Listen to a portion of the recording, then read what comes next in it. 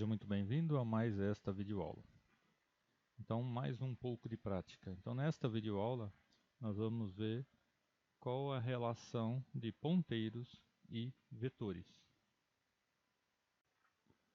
Bom, se você está assistindo essa aula como parte da disciplina de estruturas de dados, provavelmente você já viu o que é como declarar um vetor.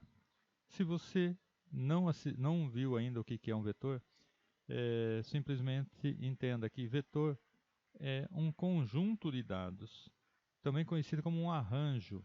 É uma coleção de dados que ele é armazenado na memória de forma contígua, então sequencial, uma posição, um elemento após o outro. E quando a gente declara um vetor, na linguagem C, então vai ser alocado espaço na memória. A hora que a gente declara, a gente coloca lá, vetor entre o colchete, 4. Então, ele vai ver que tipo de dado que é. É int. Então, quantos bytes ocupam um valor do tipo int? Então, ele multiplica 4 vezes o valor daquele tipo, o tamanho daquele tipo, e vê quantos bytes precisa reservar. Então, ele reserva a quantidade de memória necessária para guardar aquele número de elementos do tipo que foi solicitado. Por exemplo, int vetor entre colchete 4. Então ele vai alocar memória suficiente para guardar 4 elementos. E aí depois de alocada a memória, ele pega o endereço do primeiro byte dessa porção de memória e guarda o endereço no nome da variável. Então o nome da variável, que é o vetor, o nome dela, na verdade, é um ponteiro para o primeiro byte daquela porção de memória. Então começa aí a relação de vetor com ponteiro. Então, o nome do vetor por si só é um ponteiro para a primeira posição da porção de memória que é usada por aquele vetor. Bom, então aqui, code blocks, eu vou declarar aqui um vetor, eu vou colocar aqui float.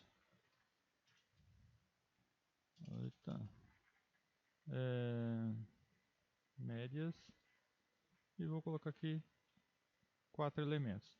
Mas nós vimos também que você pode declarar um vetor assim. Ó. Então eu vou colocar aqui uma média, vírgula, outra média, vírgula, outra média, vírgula, outra média. Então nesse caso aqui eu não preciso especificar quantos elementos vai ter, porque o próprio compilador já conta aqui e já cria o vetor do tamanho necessário para armazenar esse conjunto de dados. Mas se você quiser, não tem problema colocar. Então 4 elementos. Bom, agora vamos imaginar que eu quisesse simplesmente imprimir esse vetor. Então eu poderia colocar aqui uma estrutura de repetição que começa em 0 e vai variando de 1 em 1. Então o primeiro elemento de um vetor sempre será a posição 0 aqui na linguagem C. Então, começando em 0, quer dizer que ele vai imprimir o que está na posição 0. Então eu vou colocar aqui cout médias n b&l. Então, médias posição 1n é a posição 0, então 8,5. Depois vai para mais 1, então médias posição 1, 5,5 e assim por diante. Então, imprimindo, executando, aliás, e aí está, 8,5, 5,5, 6 e 10. E nós vimos também, numa aula em C, né, a gente pode colocar assim para formatar os dados, né? A saída. Eu quero set precision 2, por exemplo. Então isso daqui vai pedir para imprimir com 2 casas decimais. E aí eu tenho que colocar isso também. Include IOManip. Então vou executar novamente. E agora está 8.50, 5.50, 600 e assim por diante. Bom, tudo bem. Isso daqui é o básico do básico do básico de vetores. E onde entrou o ponteiro aqui? Nada, né? Nada. Porque quando eu tenho um ponteiro que é conhecido como ponteiro estático, aquele que definiu e durante todo o programa ele vai ser desse tamanho, então essa é a forma mais simples que tem, mais fácil. Aliás, sempre que possível, use essa forma.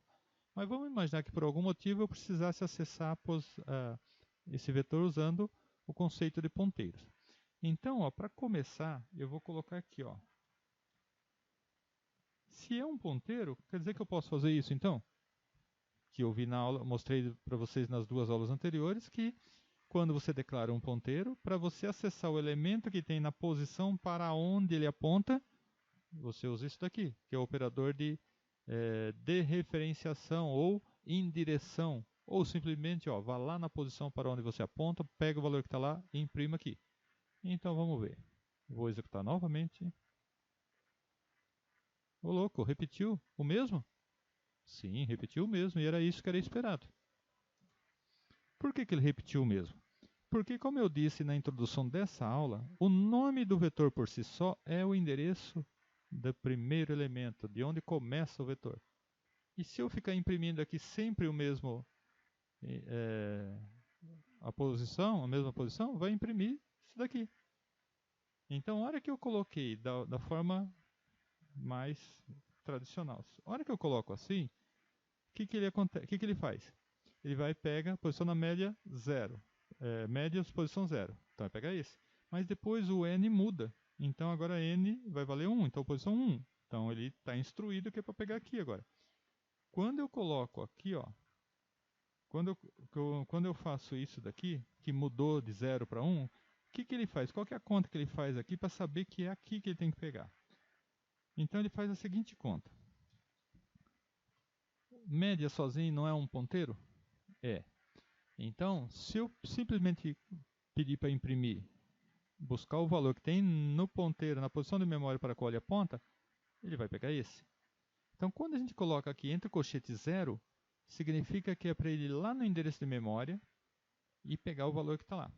Agora, a hora que eu coloco aqui entre colchete 1, eu estou falando para ele, ó, a partir desta posição de memória, qual que é essa posição de memória?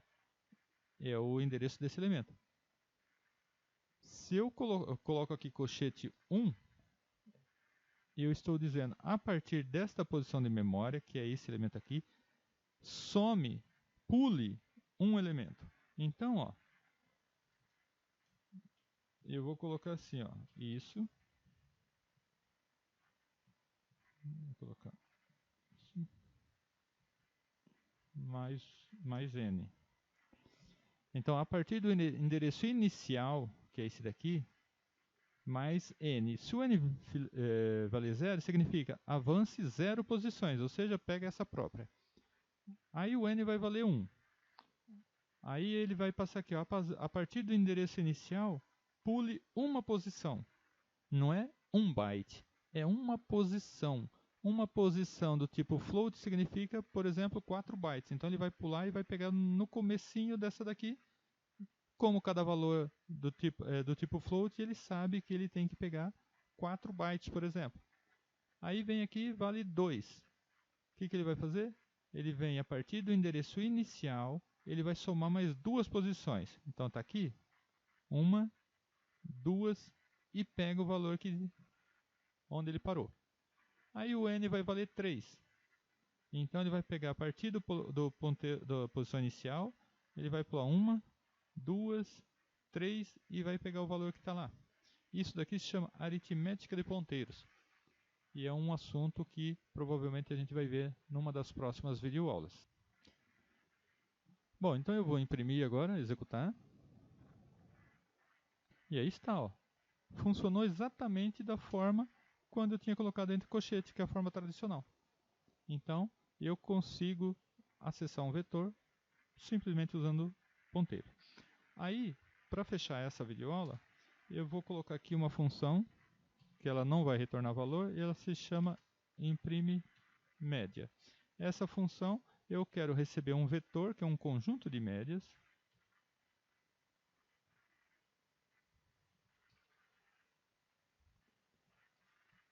Só que, como eu vou receber um vetor, e vetor já foi dito é um ponteiro, então a passagem tem que ser no formato de um ponteiro. Então eu vou receber aqui não o conjunto de dados, mas eu vou receber o endereço de onde está o conjunto de dados.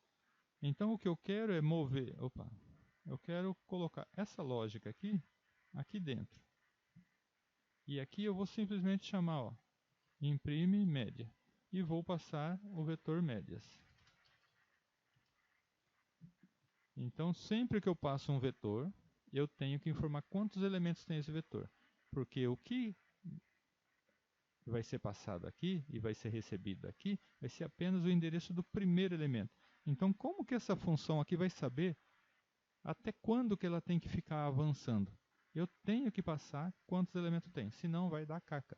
Então, obrigatoriamente, você tem que passar, porque aqui você só está passando o endereço inicial.